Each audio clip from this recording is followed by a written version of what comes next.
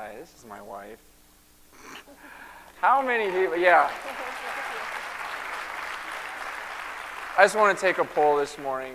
How many of you predict that this is a boy in here? All right. And how many say, no, this is girl number 4?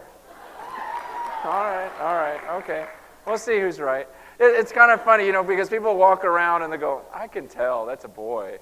Or I can tell that's a girl. Everyone just knows somehow, whether it's a feeling or the way, she's carrying or this or that. It's just hilarious. We were over at a friend's house, Sandy Schmidt, and she says, oh, I know how you can tell. Just have her lay down. So she lays down. She ties a piece of string. You guys know what I'm talking about?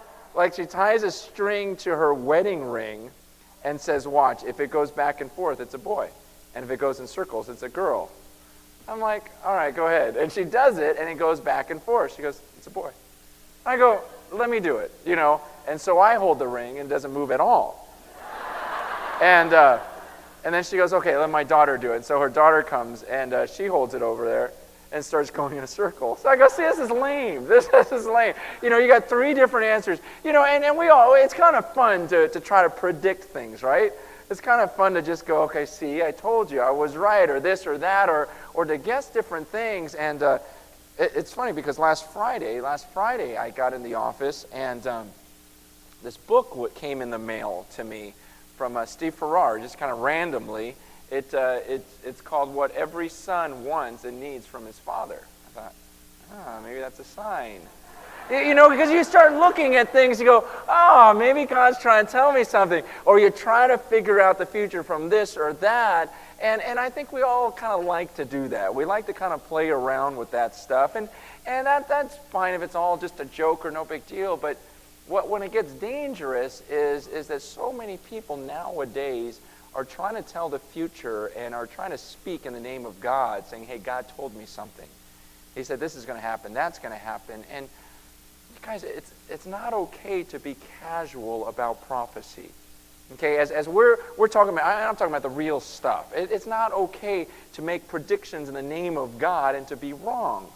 And yet nowadays, I think you turn on the TV and all sorts of people are saying, hey, God predicted this, God predicted that, this is going to happen tomorrow, this is going to happen a week from now. And if they're wrong, it's no big deal. They go, oh, okay, I was wrong. But next time, this one I'm really sure of. And you guys, biblically speaking, that was not allowed. Okay, you're not allowed to make false prophecies. In fact, in the biblical times, in Old Testament times, in Deuteronomy chapter 18, it says that if anyone, Deuteronomy 18 verse 20, it says that if a prophet who presumes to speak in my name says anything that I didn't command him to say, or if a prophet speaks in the name of other gods, he must be put to death. And then they go, well, how do you know? How do you know when a message has not been spoken by the Lord? And in verse 22, he says, if what a prophet proclaims in the name of the Lord does not take place or come true, that is a message the Lord has not spoken.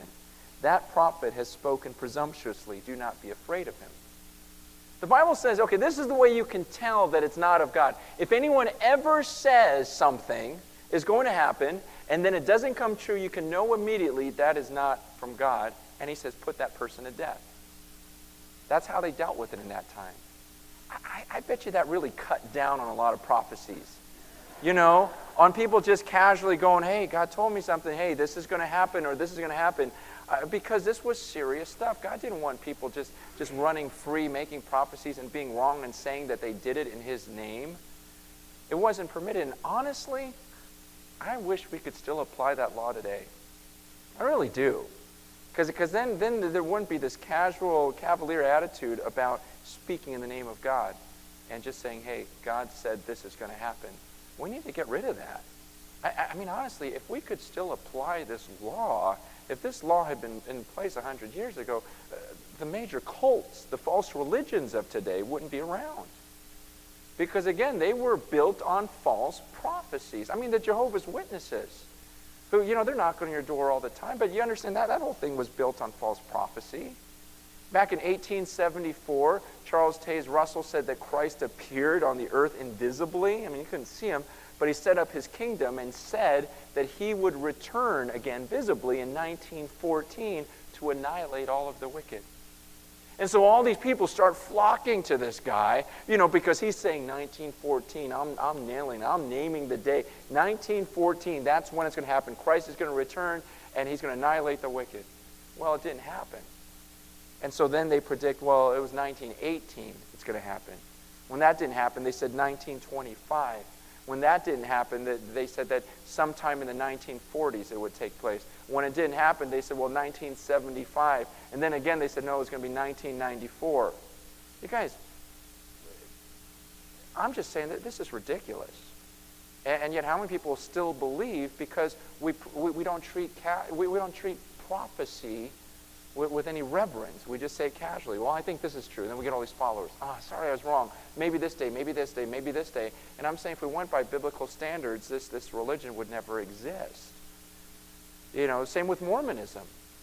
Mormonism's the same way. Joseph Smith, in 1835, he predicted that he said Christ would return within 56 years.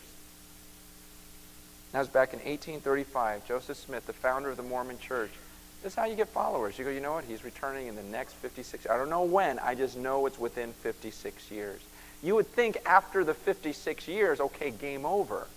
Same with Jehovah's Witnesses. But people still keep following. Do you realize that Joseph Smith made 64 prophecies?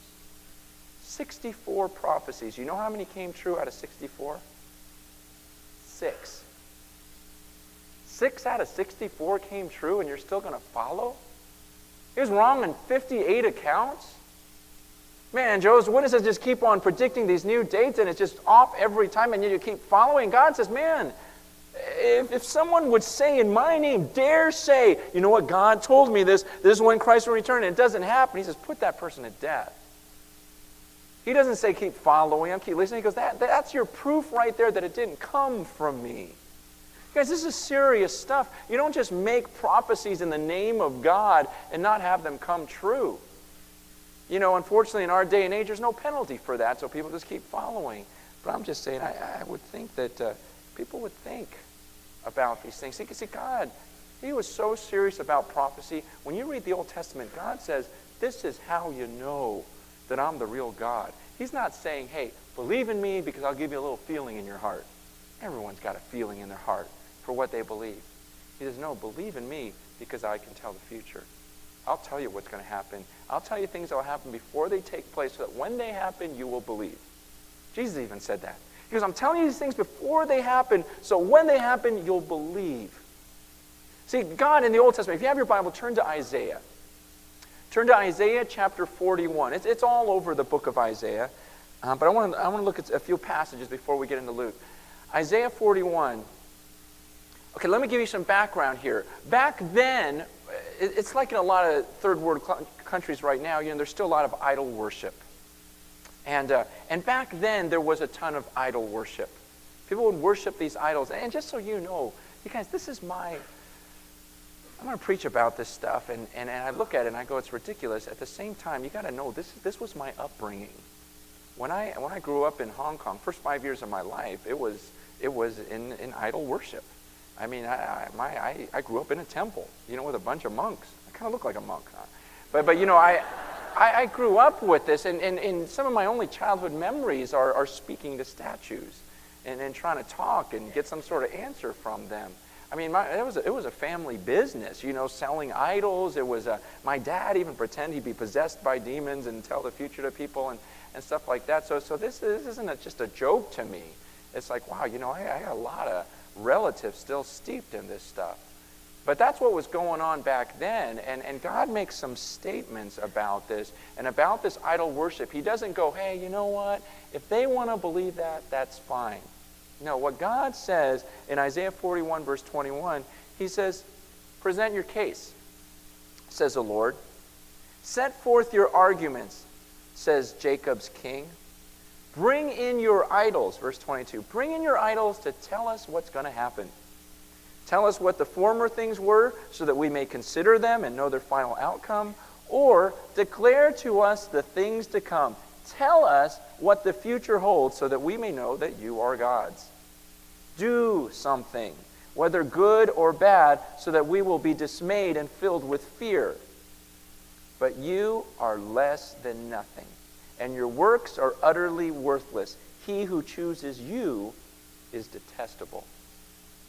God says, okay, you guys say there's a bunch of gods and these idols are God. He goes, why don't you do this? Why don't you bring them in and have them tell you the future? He goes, have them present a case. I'm open-minded. If these are gods, have them tell me the future. But then he says, have them do anything, good or bad. Just have them do something. Even if it's a catastrophe or something wonderful, just have them do something so that we would know that they're gods. He goes, but the truth is they can't do anything, can they? They can't tell you the future like I can. They can't do good or bad like I can. He says, therefore, I say that they're less than nothing. They're worthless. And he says, whoever follows them, you're detestable. That's what God says. It's pretty harsh. He just says, look, you're going to follow that. You're going to follow that piece of wood. Bring that in and have him tell me the future, if that's really God. You see, the thing about prophecy is it's concrete. That's why I like it. It's not just, you're really committed to your faith. You're really committed to your beliefs or what you feel in your heart. No, you're nailing something to the day saying this is going to happen. So if it doesn't happen, I can write you off. You can't write off someone's feelings. And everyone goes, no, I feel this is true. I feel this is true. And you go, whatever. God says, do something. Okay? Whatever you were raised with. And I know, there's times when I see someone so committed to what they believe, it makes me think. Because I go, man, they sure are committed to it. They sure are committed to what they believe in. And it almost makes you doubt because you look at Christianity and you go, most Christians aren't as committed to Christ as this person is to this rock or this crystal or this, false god. And you start to go, man, why are they so committed? And what God says is, look, it's not about the person. It's not about their followers. It's about who they follow and whether or not that God has actually ever done anything, ever told the future. Is give me something concrete, because everyone's got a feeling. He goes, but tell the future, do something good or bad. Isaiah 42, if you turn the page, Isaiah 42, look at what God says in verse 8. This is a very important passage. Isaiah 42, verse 8, God says, I am the Lord, that's my name. I will not give my glory to another or my praise to idols. See, the former things have taken place, and new things I declare. Before they spring into being, I announce them to you. God says, look, I'm God. I'm the Lord. That's my name, and I'm not giving it to anyone else. He goes, I'm certainly not going to share my glory with another, and certainly not with idols. See, this is important stuff. God is not a God who says, hey, just let everyone believe what they believe. He goes, no, because then I got to share my glory with them. And that's why I go, you know what, there's one God. There's no way, I would no way ever stand on this stage and tell you, you know what, you can worship God, the Father, His Son, Jesus Christ, or you can worship, there's no chance. There's only one true God. He's not going to share the stage with anyone else. And he goes, that's why I've told you these things in the past. He goes, that's why I told you the things before they happened, so when you saw them, you would know that I'm the true God. Turn over a couple more pages. Look at Isaiah 44. Isaiah 44, verse 6. Isaiah 44, verse 6. It says this. This is what the Lord says, Israel's King and Redeemer, the Lord Almighty. I am the first and I am the last. Apart from me, there is no God. Who then is like me? Let him proclaim it. Let him declare and lay out before me what has happened since I established my ancient people and what is yet to come. Yes, let him foretell what will come. Do not tremble. Do not be afraid. Did I not proclaim this and foretell it long ago? You're my witnesses. Is there any God besides me? No. There's no other rock, I know not one. He just makes it so clear. He goes, so who's like me? Who are you going to compare me to? You're going to tell me there's other gods? There are no other gods. There's not one like me. If there is, have him tell the future like I do. Have him declare it. Show me his track record that he's been able to show all the things in the past like I have. He goes, but there's no God. There's no God. It's just me. And I tell you, that it's so popular nowadays to say there are many ways to God and there are many gods and we're all kind of worshiping the same one. And he says, no way. Don't you stand for that. People say, well, there are many holy books. And I go, show me one.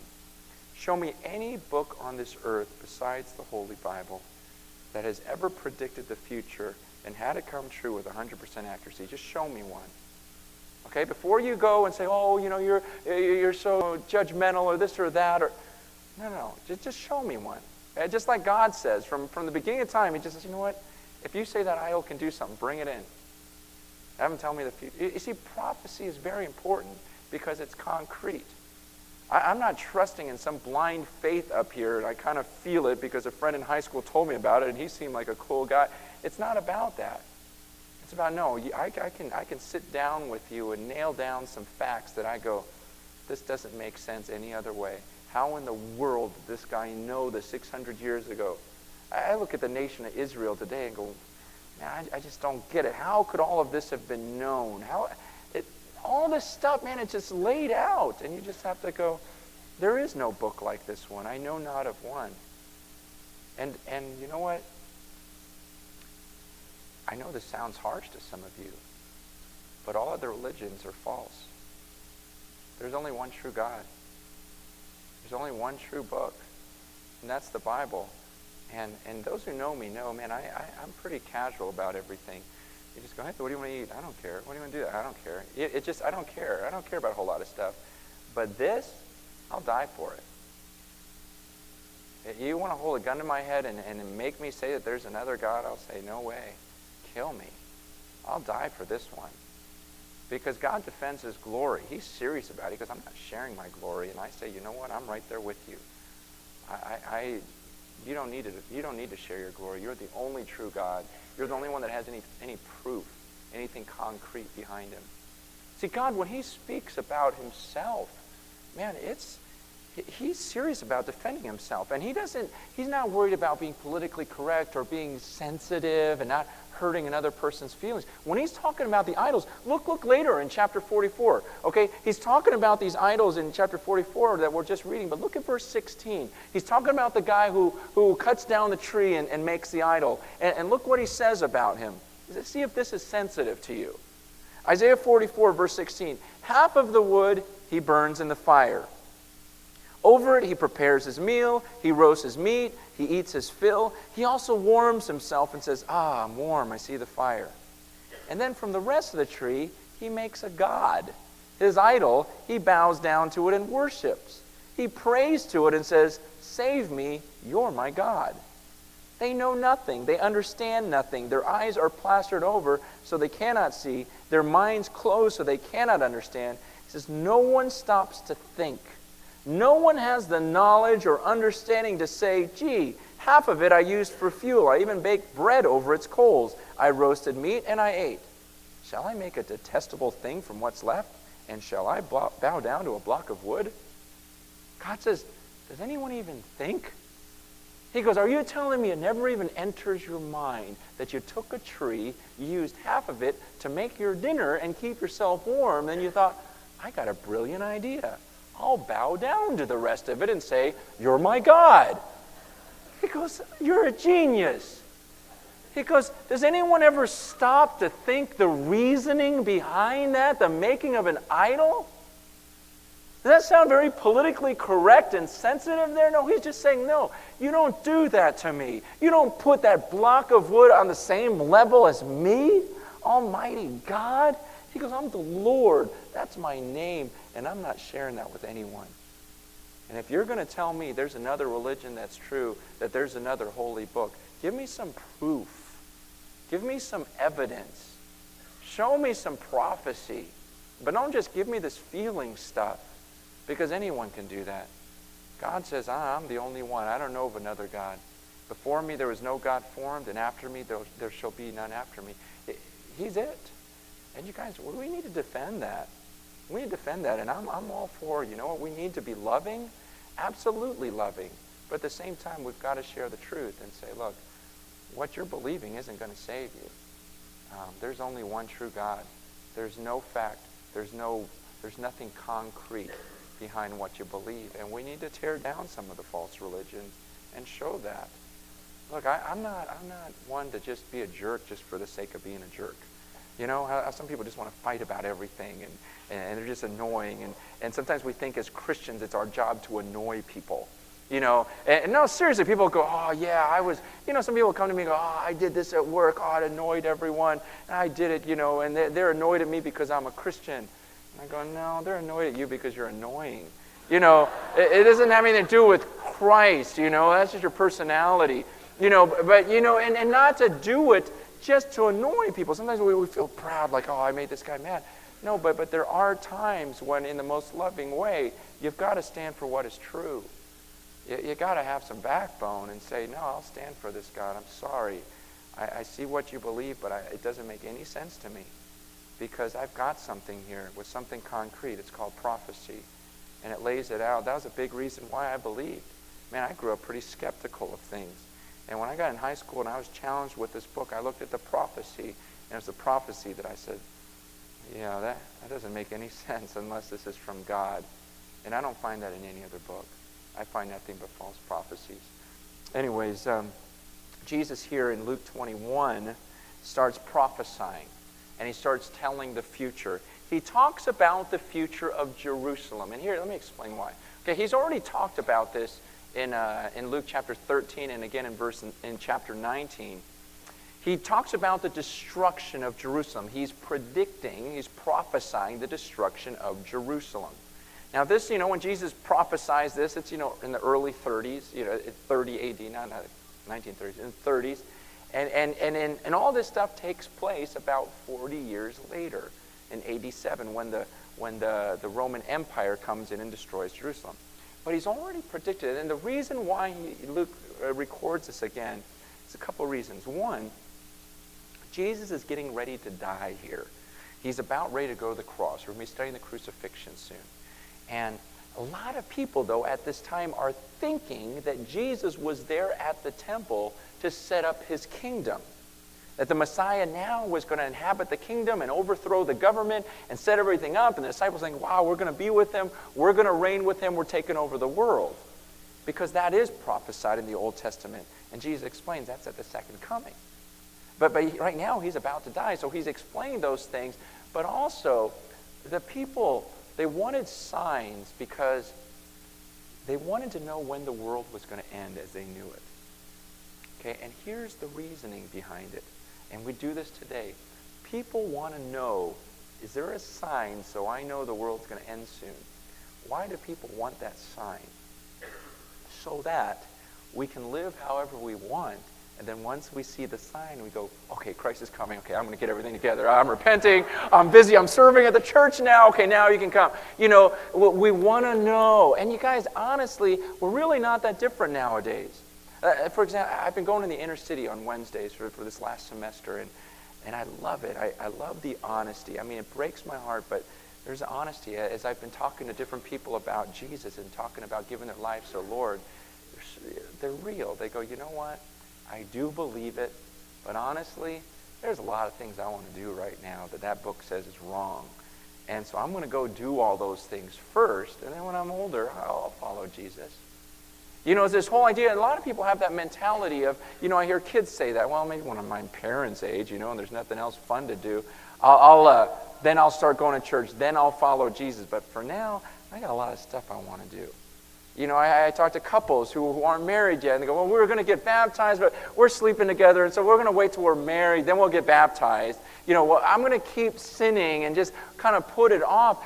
We've had couples in our own church that have said, you know what, I want to get up, I want to get baptized, I want to give my life to the Lord, but I can't stand my wife, so I'm going to divorce her first, then I'll become a Christian, because I know God doesn't really like divorce. And so let me do this. Let me commit my sins. Let me do the things, because honestly, it's hard following this book. Man, it is so hard following the commands of this book. And so if there's some way, if we could put it off and say, well, let me just sin and just do everything I feel like doing every moment, and then right before I'm going to die, maybe if I get sick, then I'll give my life to the Lord.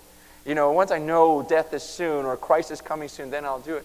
See, that's that whole mentality, and Jesus gets rid of that, and he says, listen, there's not going to be some signal to you. as to when I'm coming. I'm going to come like a thief.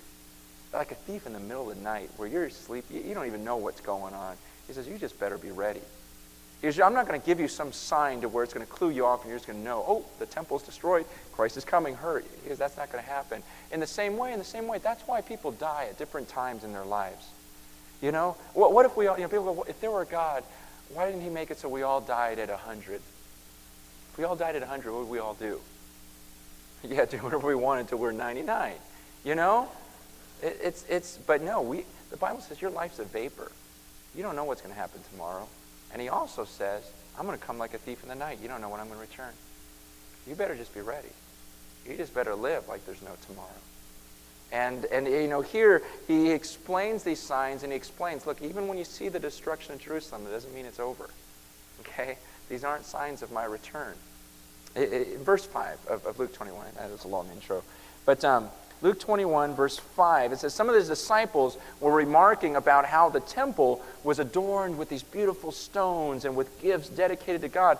But Jesus says, as for what you see here, the time will come when not one stone will be left on another, and every one of them will be thrown down. Okay, they're at the temple. You guys, this temple was gorgeous. Okay, how many of you, has anyone in this room, how many of you have been to Israel? All right, a few of you. All of you in that corner. That's really weird. Okay, let's go on a trip together. But if you went to Jerusalem, I don't know if you ever, see there's part of one of the walls that's still standing. Not of the temple, but one of the outer walls. And even that's amazing. If you go to the western wall, there's this tunnel you can take. And they'll take you underground to where some of those original stones were, just of this wall. And you guys, some of these stones are 70 feet long. Okay, 70 feet. I'm guessing the stage is about that. You think? I don't know. I should have measured it this morning. But about 70 feet, right? Just say yeah. Okay. Anyways, it's about, I'm just trying to give some sort of frame of reference. You've got a stone 70 feet long, stones, 70 feet long, about 10 feet wide, and about 8 feet high. One stone. And these are stacked on top of each other. You guys, even today, we have no way of doing that. With all of our time, with all our machinery, our largest cranes could never move something that heavy into place. You know, a lot of times we look at the people back then and go, oh, those cavemen, what did they know? What did they build? No, we look at some of those structures and we go, well, we couldn't build that today. We have no idea how they moved these stones. It's awesome. And so these disciples, they're here marveling. I mean, they got to see the temple itself. And I can only imagine. I'm just looking at this one rock, and I'm just sitting there going, how'd they do that? Just one stone on the wall, much less this whole temple. And they're marveling it. And Jesus says, you know what? This place is going down. He says, there's not going to be one stone left on another. You got to understand, we read that and we go, oh yeah, of course, because 40 years later, the Romans destroyed it, and it's just a fact of history. But if you're living in that day, man, this was like such an improbable prophecy to say this thing's going down and that it's going to be destroyed, that it's stood for so long. And yet, sure enough, and the amazing thing about it is, I've shared this before, is that sure enough, the Romans did come in, took down the temple, they burned the whole city.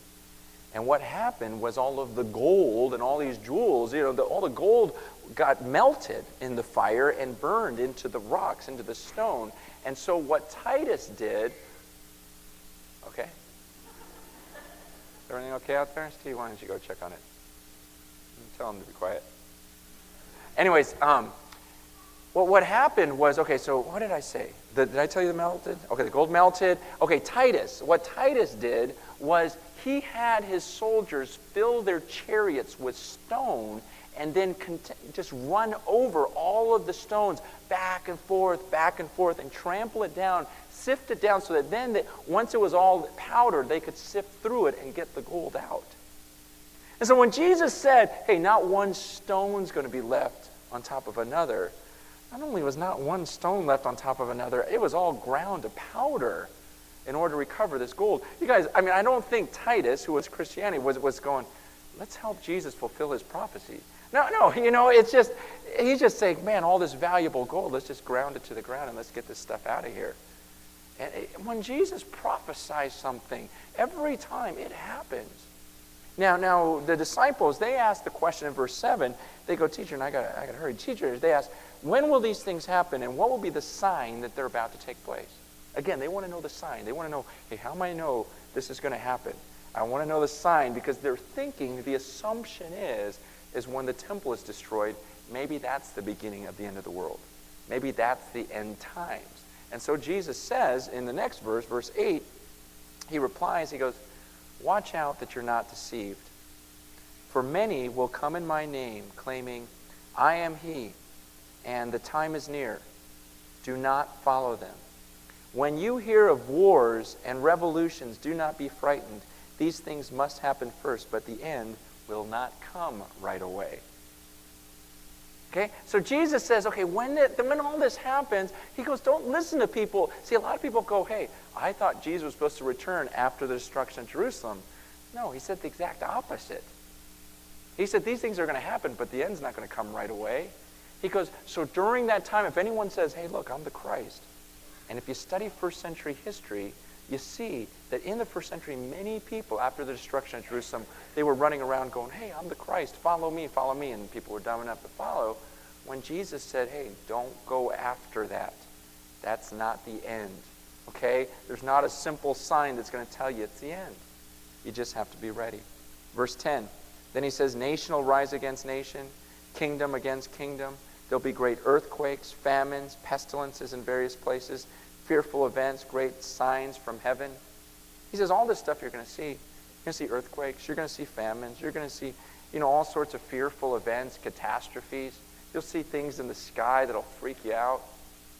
See, a lot of times we go, gosh, if there's these catastrophes, how could there be a God? God predicted them. He said these things. I would question God's existence if there weren't famines and wars and natural disasters, because he promised me these things would take place. Anyways, and what he does is he warns the disciples. He says, look, it's not going to be this great thing. I'm going to return and everything's under control. He goes, in fact, on the contrary, you're going to be persecuted. Okay, not only am I not going to the temple right now to take over the world, but I'm going to die for you, and you guys are going to be persecuted. Do you still want to follow me? I love what Jesus does because he tells his followers, look, if you're going to follow me, this isn't going to be easy. And sometimes we leave that out of modern evangelism. And I understand, because we want our friends to believe in Jesus, right? So we try to make it as easy as possible and go, oh, it's been great for me. I just go to church, I made a bunch of friends, and this way you die, you go to heaven. It's perfect. We don't want to tell them, and honestly, it stinks sometimes, man. It's hard. You're standing up for this God, and everyone's listening to you, thinking you're this total lunatic, thinking you're this harsh, judgmental, fire and brimstone, one way to heaven, just a jerk of a guy. I talked to people last night, one gal who says, oh, I just needed this, I left Mormonism, and now my whole family doesn't talk to me anymore, but I know this is true. I studied it. And it's just hard. It's painful, and sometimes we don't bring up that side about how hard it is to resist our temptation, our sin. But Jesus is right out in the open and tells the disciples, you still want to follow? This is going to be hard. There's going to be some persecution coming your way. Listen to what he says. Imagine if God said this to you right now. Verse 12. Before all this, they're going to lay hands on you and they're going to persecute you. They're going to deliver you to synagogues and prisons. You'll be brought before kings, governors, and all on account of my name. And this will result in your being witnesses to them. But make up your mind not to worry beforehand how you'll defend yourselves. For I'll give you the words and wisdom that none of your adversaries will be able to resist or contradict. You'll be betrayed even by parents, brothers, relatives, and friends, and they'll put some of you to death, and all men will hate you because of me. But not a hair of your head will perish. By standing firm, you'll gain life. What if Jesus walked in the room and said that to you right now? Let's say he walked in this room and said, listen, a time's coming. We're coming towards the end here. And honestly, You guys have enjoyed America and the freedom, but Christianity's going to get tough. In fact, you guys in this room, this very room right now, are going to be persecuted. People are going to come, they're going to beat the heck out of you. Stick you in prisons. Your own family members will do this, because you don't understand how harsh it's going to be. Your own family members are going to betray you and have some of you put to death. But stand firm, and not one hair of your head is going to perish. Because by standing firm, you're going to gain life. At the end of this thing, you're going to experience life like never before. That's real life. See, it's interesting because he says, you're going to be put to death, but then he says not one hair on your head will perish. See, because the real me, this body, this shell that I live in, that could die. But me, no one can touch me. The real immaterial part of me. Because Jesus says, it's the first verse we memorize. As Christians, whosoever believes in me shall never perish. There's no end to me. But if he says that and explains what's about to go on, do you still follow and say, even if my whole family turns against me and I got beat to death, I'll stand firm because I believe these words so much. You see, it's prophecy that allows us to believe this. Because he's been right about everything else, we go, okay, I'm going to live this out. You see, even the next part, this is his warning, and we'll close with this. Starting verse 20. He gives them some practical instructions here. He says in verse 20, when you see Jerusalem being surrounded by armies, you'll know that its desolation is near. So then, let those who are in Judea flee to the mountains. Let those in the city get out. Let those in the country not enter the city. For this is the time of punishment and fulfillment of all that's been written. How dreadful it will be in those days for pregnant women and nursing mothers. There will be great distress in the land and wrath against this people. They will fall by the sword and will be taken as prisoners to all the nations. Jerusalem will be trampled on by the Gentiles until the times of the Gentiles are fulfilled. I'm not going to have time to get into the times of the Gentiles. I'll talk about that next time. But Jesus just tells them, look, Jerusalem's going down. The city's going down. Okay, it'd be like him saying, hey, you guys, Simi Valley's about to go down. I'm like, what are you talking about? Simi Valley? Everyone loves Simi Valley. This is the safest city in the world. Whatever. It's that whole idea. And so what he's warning them there in Jerusalem, he says, you know what? When you see the armies around, get out of here. I'm just warning you. Because he's saying, look, there's been ordained, there's been predetermined a time when God's wrath is going to be poured out upon the city, and that time's coming up. So when you see the armies around this place, don't stay there. He goes, flee. He goes, it's going to be horrible. Man, it's horrible. If you're pregnant, you're nursing, whatever. I mean, it's just going to be a miserable time. Just get out of the city. If you're already out of the city and you're in Judea, run to the mountains. And if you're near the city, don't go in it. If you're in the city, get out. Just go. Because the city's going down. Now, I guarantee you this is what happened. There were some people who listened to Jesus' words and said, okay, there's the armies, I'm out of here. And I bet you there were other people that said, come on, God's not going to pour his wrath out on Jerusalem. I'm going to stay here by the temple. It's been safe. This temple isn't going down. And they stayed there. Because you see, and the city was destroyed, and those people were destroyed with it. Jesus was warning them. And you guys, here's my point. The exact same thing is happening right now. God has warned us, and he has told us, listen, there's a judgment coming. And some of us are wise enough to say, well, I want to flee from that judgment then. But others will sit around and go, come on, God's going to pour his wrath out on the world, and he has this place called hell for all the bad people. I go, well, you know what? He's been right about everything else. Every time, look at history. Every time he said he was going to pour his wrath out on a place, he did it. Even when he said he was going to flood the whole world, he did it. And so my mind says, well, he was right about that. He's right about Jerusalem. He's right. I just go, you know what? He's probably right about the end also.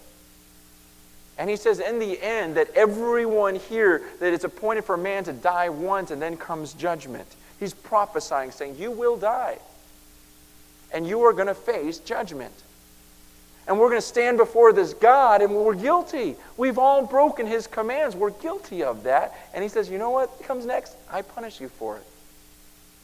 And there are people who will say, I don't believe that. I'm a good person. And he says, no, you better run from this. He says, there's one place you can run, and that's to the cross.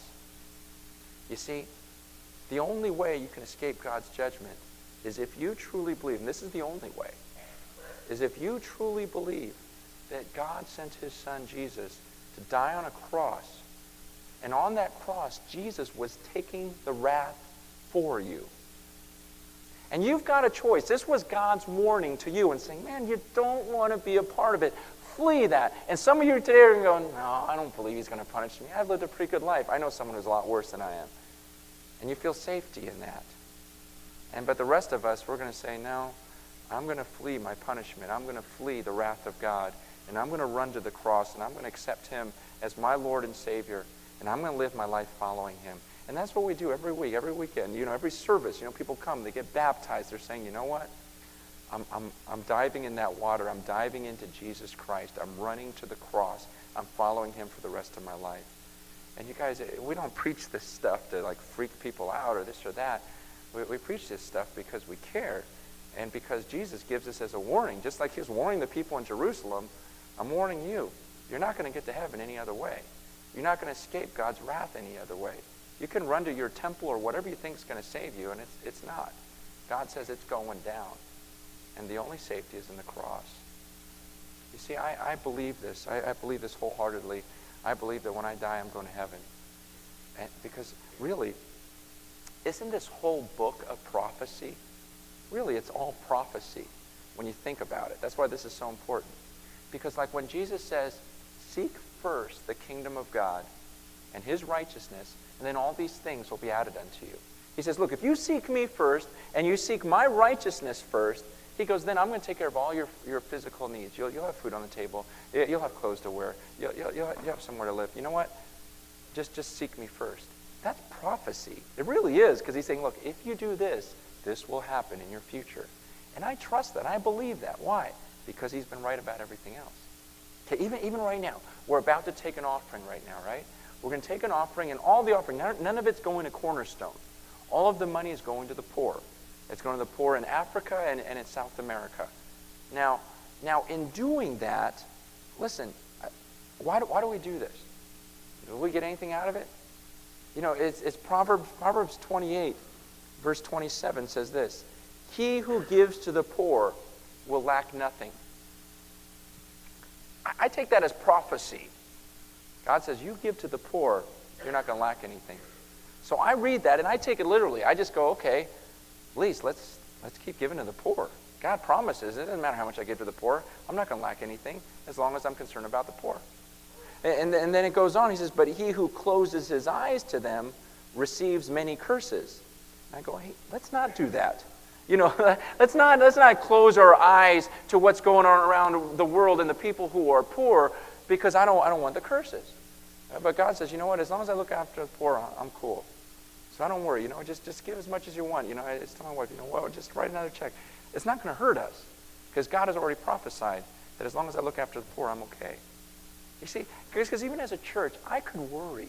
Okay, now it's not just individually; it's as a church. Because I could go, gosh, we're going to give the whole offering to the poor. Man, there's so many things we want to do as a church. And I just go, you know what? I can't worry about it. As long as we as a church keep caring for the poor, we'll be fine. We'll be totally fine. I could do next week's offering too. I did next 5 offering. Whatever. You take care of the poor, and we're not going to lack anything. I just really believe these words. And so our priority is, there's people out there that are hurting. This is true Christianity. This is living it out. And, and we can trust it because we trust the prophecies of God. But some of you, maybe you've never trusted God with your life. You've never given your life to the Lord, and today you go, you know what? I've been putting it off, but I realize, you know what? I don't know if I have tomorrow. I want to follow Jesus today. I want to be sure. And you want to get baptized today. We'll have I'll be over there. You can pray with me as the worship team comes up. We'll baptize you today. But let's bow for a word of prayer before we take this offering.